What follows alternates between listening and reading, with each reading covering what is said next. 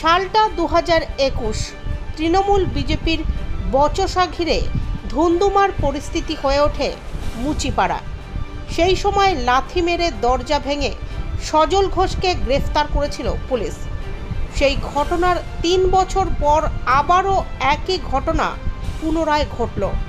বাড়ি থেকে আটক করা হলো বিজেপি কাউন্সিলর সজল ঘোষকে। আজ বন্ধ ডেকেছে বিজেপি।